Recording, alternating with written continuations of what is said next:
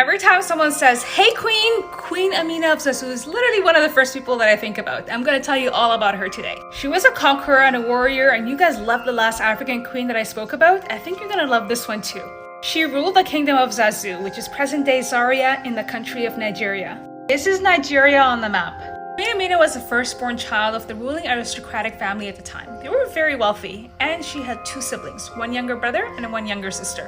One day, her grandmother catches her playing with a dagger. It wasn't very common for women to be playing with battle equipment at the time. But pre-colonial Africa didn't really conform to the gender normities that we have today. So she just took her to her grandpa and told him what she saw. Her grandpa was like, "I guess I'm gonna train her and see what comes from it." So she spent all of her free time in her grandfather's court. It wasn't very long before she became his favorite grandchild. Her grandfather trained her on political and military strategies. It wasn't long before she surpassed the Royal Cavalry Army. Suitors lined up at her father's kingdoms because they heard about her skills and they wanted to join powers. That's how royal families formed alliances at the time. She didn't really want to get married, so she was like, "No thank you." After her parents passed away, her brother was named a crowned king as being the firstborn son.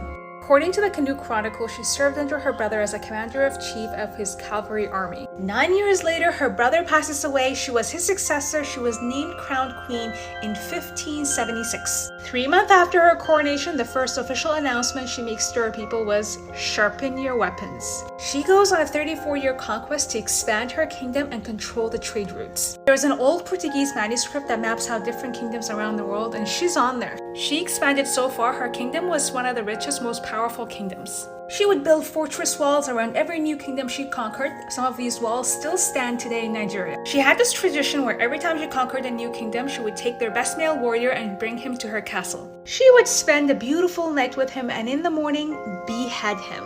Yes. This is literally what comes into my mind when someone says, "What's your body count?" Her statues stand in the city of Lagos, Nigeria.